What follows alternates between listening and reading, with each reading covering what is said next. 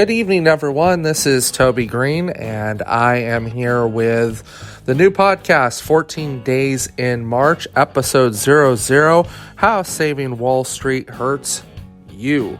Let's see here. So keep in mind that this is a live podcast, so there is no breaks. There is no anything that will happen that I'm going to be able to edit out later. This is all happening on the fly, in real time, live as can be. There's no going back to do-over, which is a huge mistake, but I feel really, really solid that we need to have this type of conversation and in a real-time type of way. So first and foremost, you can hit me up at runtmg at gmail.com. If you want to continue the conversation, please feel free to put stuff forward there.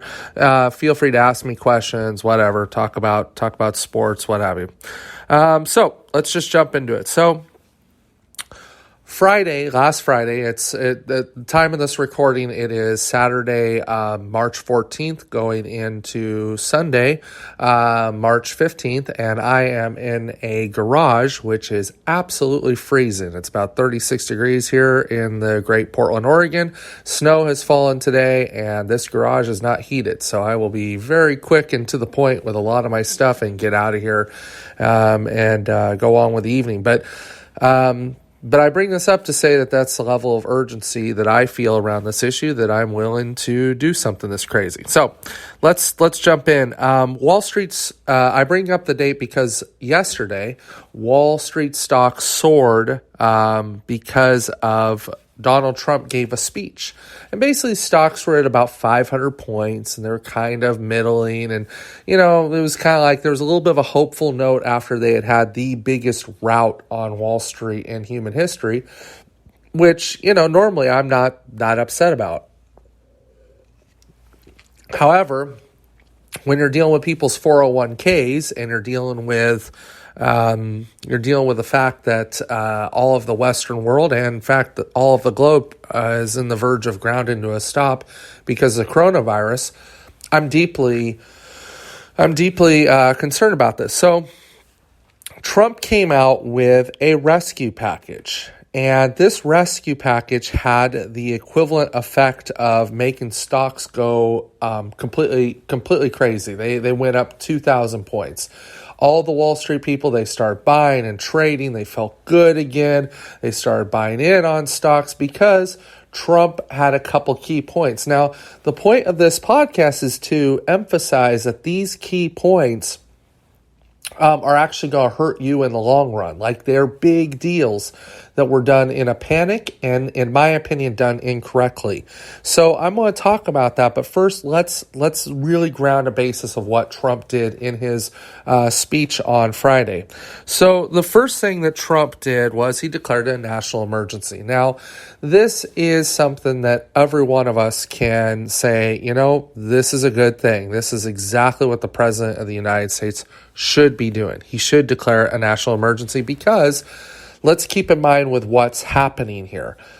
We've had, just in the last 3 to 4 weeks, it's been kind of like watching a tsunami take place where basically we've seen it grow in China, that this fluid outbreak, and we were already kind of sensitive to the fact that this could happen.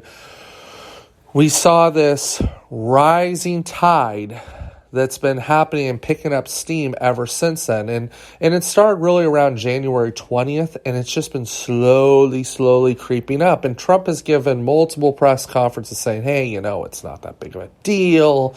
We're okay. Life is good. Everything's fantastic. We've got it under control. It's not going to be a big deal.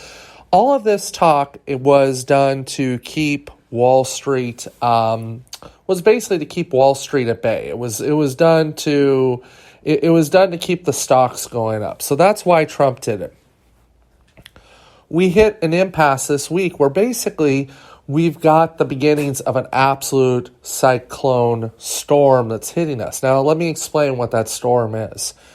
You've got an issue where China started laying off workers. Now, there's a very good chance that China has got things under control. If China has things under control and are putting people back to work, that is huge.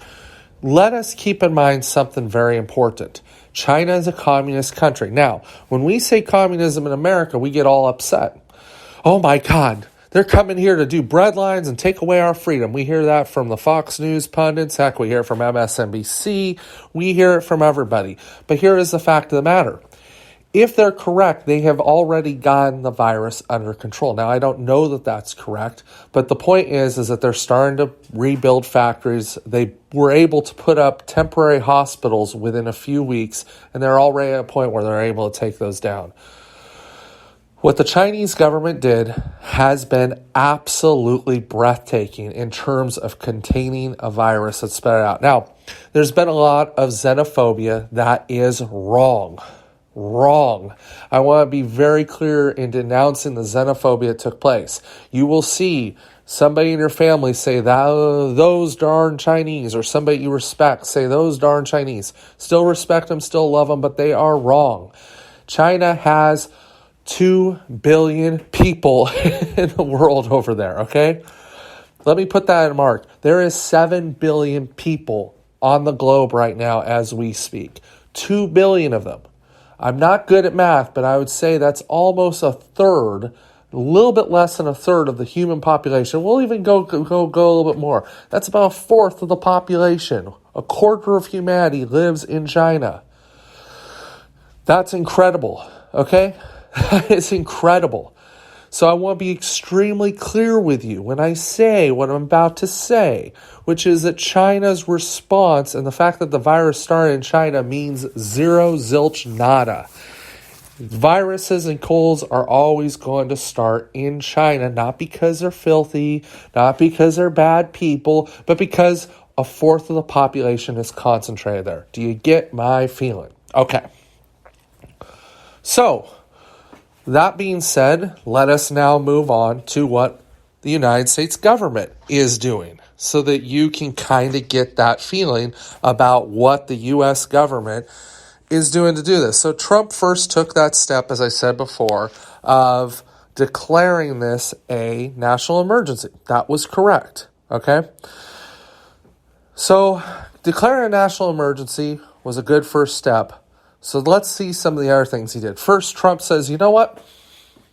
Student loans. We are going to cancel interest on student loans.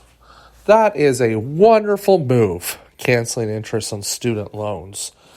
However, it's likely not to mean that much.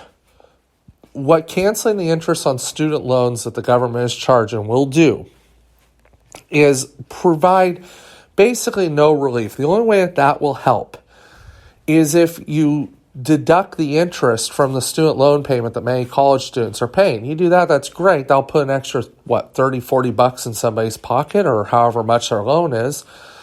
They'll put a couple percentage points. It's not something to scoff at. It helps. But the fact of the matter is, it's not that big of it's not really going to do a needle change. But if you times that by however many people individually, that does add up to being a decent chunk.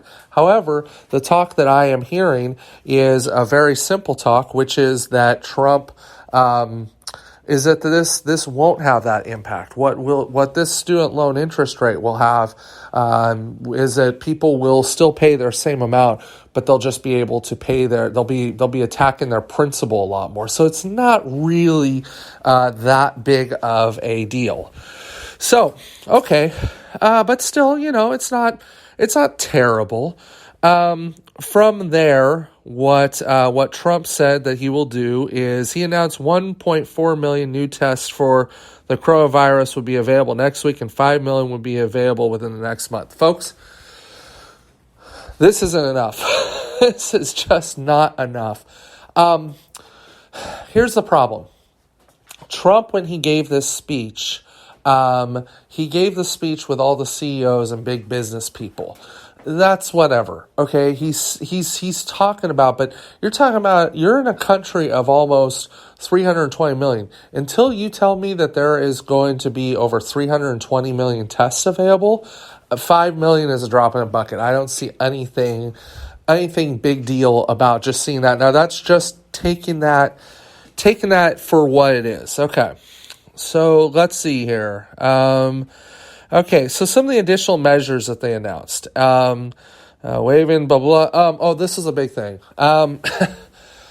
So in the midst of the coronavirus, there's another issue that happened that's a big issue too. There is a oil war that broke out in the middle of all this stuff. Basically, Russia started lowering the price of their oil in a battle with Saudi Arabia. So now those two countries got into a fight over oil. Now what this did was it created an oil war, a race to the bottom oil war. The U.S., in order to keep prices up and stabilize the economy, which, by the way, this oil war had a dramatic impact on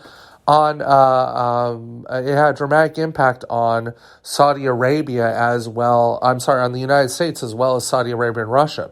The United States said, hey, you know what? We're going to open up our reserve and we're going to buy the oil to keep the price artificially high. So this is an inverse problem because your gas could fall could have fallen down to $2 a gallon, which would have been a huge stimulus for you. Might not be that important since people aren't going to be on the roads, but it could have been a huge stimulus. The United States now is basically doing price controls in terms of they're going to artificially inflate the deflating price. This is good news in some of the construction areas and some of the workers who work in the oil and the shale gas fields. But still, it needs to be taken for what it is, which is that it is just a temporary measure. The Dow Jones went up like crazy. They also announced that some additional Medicaid money would be made available. Let me see what else is going on. I'm pulling up and I'm reading in live time, so bear with me if I'm silent for a second.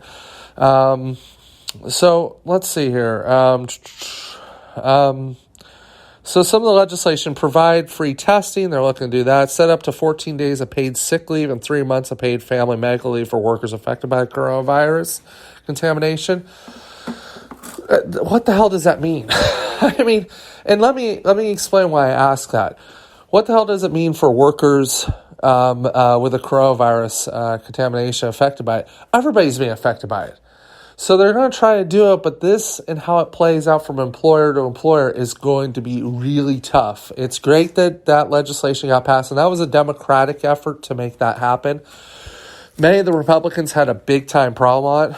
There's going to be expanded employment benefits of workers sent home due to the crisis, ensure availability of food assistance such as SNAP, student meals, seniors, and nutrition food breaks.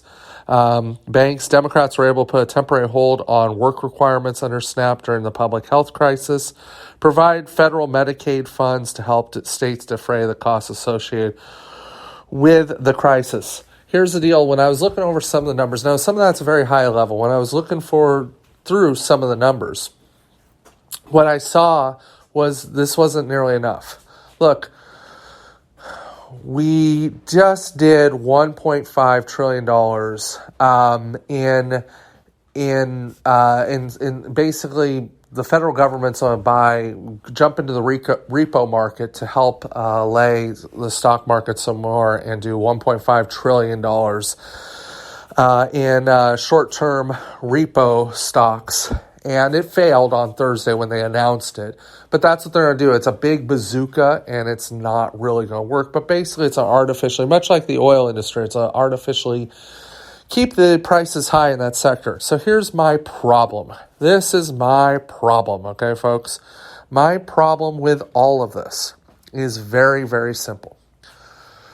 There's a lot of new money being created essentially out of thin air. This is not sound economics. I have listened to Republicans talk about the need to get rid of Social Security, to really hamper down on entitlement spending, to do this stuff, to be fiscally conservative. Fiscal conservatism, when it's a panic like this, seemed to have gone out the window, didn't it? Didn't it go out the window? Now, here's the reason why I applaud like making the funds available for workers in need. They didn't go far enough. None of these measures go far enough. They are a drop in the bucket. And by the way, shame on the Democrats. The Democrats had a chance